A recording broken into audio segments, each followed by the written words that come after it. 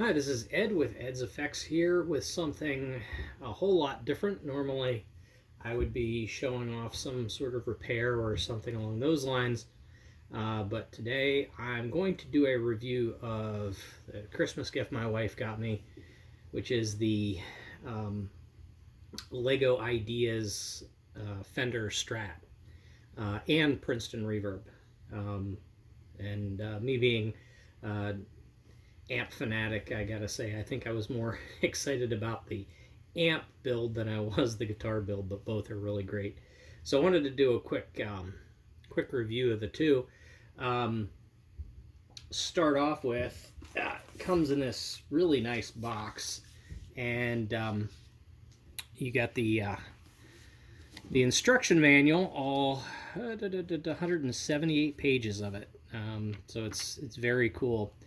One of the things I liked is you can choose whether you make the red Strat or the black, and they give you the parts to be able to do both colors. So they share parts in the neck and pickguard and other places like that, and then they give you the extra pieces. In fact, here is the bag with all the parts to do the black Stratocaster. Really handy with these big sets. They number the bags for you, and then they will tell you in these builds, if I can get it quick. Yeah, here you go. So when you start to build a particular part, they actually tell you what bag you need to have to build the stuff out. And with all these parts having the extra or the numbers on the bag and having them sorted out like that makes it really nice. So let's start off with the Strat. In fact, let me unhook the cord there. So that's the Strat, which I gotta say, I was quite amazed, having been messing with Legos since the early 70s. All these nice curves and what have you would have been impossible back then, but with the new pieces they've been making over the years, there's a lot you can do. And you can see you even have the cover for your tremolo. You've got the neck plate there, and even really did a fantastic job with the headstock, as you can see, complete with all your tuners. So that's just a little bit of a view there. And of course, they do give you in fact, the first thing you build is this guitar stand, which really looks really great. So that's that. Yeah, it's a very well done. Very well done. It looks the part. And then you've got the actual Princeton Reverb amp right here. Black face. Let me unplug the guitar cable here. One of the interesting things is all the parts that they use is... So, me having been out of doing Lego builds for a long time, see if I can get it to focus. It's this part here, which I thought looked like a lipstick. And sure enough, I think it's the minifig lipstick, but it fits in the hoses that I think these are part of their hydraulic with the air pump to be able to do like machinery. And you just put it in like so. And there you make just the end for your guitar cable. So that's a really cool setup.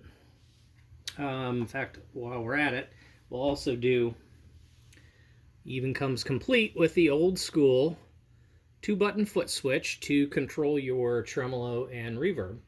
So this wasn't an effects pedal, it's just a switch, and it turned on and off the tremolo and the reverb in the amp itself. And this is just a metal metal enclosure. Would have a plastic base to it and 2-foot switches, which incidentally is often needs to be repaired, but it's a real simple one too. So here we have the Princeton reverb amp. Great little amp to begin with. They got the handles and the brackets correct. The brackets, which then the screws come down, and that holds the chassis here. And then you look in the back, and sure enough, the back plates are the same. And in fact, I'll take those off now.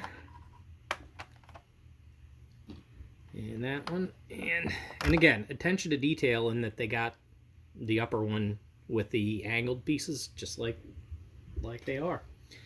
So there's the back, and quite detailed.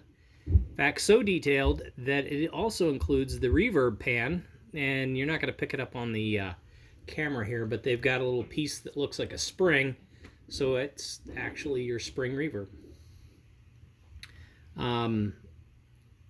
All the tubes. So that's your rectifier tube, your 2 power tubes, and then your complement of preamp, reverb, and other tubes there. And one of the cool features, I'll just pop the tube off here. One of the cool things is, so in the rectifier tube, they use the clear round Lego, and inside is again one of those Lego lipsticks. So it looks really cool. And for those who have not seen an actual guitar tube, so that is an actual guitar tube. That's the power tube, which would be, in fact, it's the same type. It's a 6v6. That would be that tube right there. So they really did a fantastic job. Yeah, and they would just plug up in the underside like that. So they did a great job getting the detail into this. You can take the top off, and reveals the circuit board. Now the Fender amps, the Blackface, of course, don't do this. You would just unscrew the top, and the whole chassis would slide out the back. But in this particular case, it's handy so that you can actually show off the internal circuits. And it's hard to see, but right behind all the control knobs, they even use these rounded off pieces to look like capacitors. So that's really cool. And I can see if I can get a better view up inside so you can see. In fact, there you can see in the very front there, you can see the capacitor, or I'm sorry, the potentiometer type rounds that they did. Even have the little metal feet. So yeah, fantastic. I mean, color detail, the red and white for the reverb send and return, which is really cool. And they've got the extra jack there, so that would be the reverb and tremolo switch.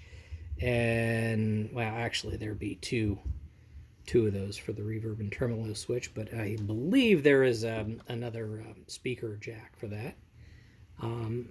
And there's your power switch. Click. So yeah, all in all, a lot of fun. They even got the jewel, the lamp jewel, which is really nice. So all these are stickers here. The only printed is the Fender logo on the headstock of the one piece. But yeah, you get these nice angles that they do. This is actually in there. It actually hinges to get the angle. They do the same thing on the headstock as well. So kind of an interesting, again, you know, back in the early days of Lego, everything was blocky. But yeah, you get to do these great angled face plates and everything. So, and let me put this here. And I don't actually have a Fender. I don't have a Princeton reverb at this time. I've had them, but I don't have one now. But what I do have is my current project. To give you an idea, now this is a much larger. This is a 1968 Fender Bandmaster. This is the last of the blackface circuit, but it's a drip edge silver face. So it's right when they were transitioning. So if I can get this out far enough, you can see this is what a Fender, the Fender chassis look like. And inside you've got all your circuit components, your control knobs, and then on this you've got your transformers here. And I don't have any tubes, but all the tube sockets, and no cover on the filters. This is a Bandmaster that was modified to do reverb, and so I'm actually I've had it for a while. I haven't done anything with it, but I'm gonna actually remove all the modifications and put it back to its original 68 spec. So that's my 2002 project, but nevertheless, I figured it would be kind of fun to show, including the lamp jewel right there. So anyway, I hope you enjoyed the quick little review. Again, it's a great little set. It took me a couple hours to build it, so it's a nice weekend project. So there you go. Have a good one.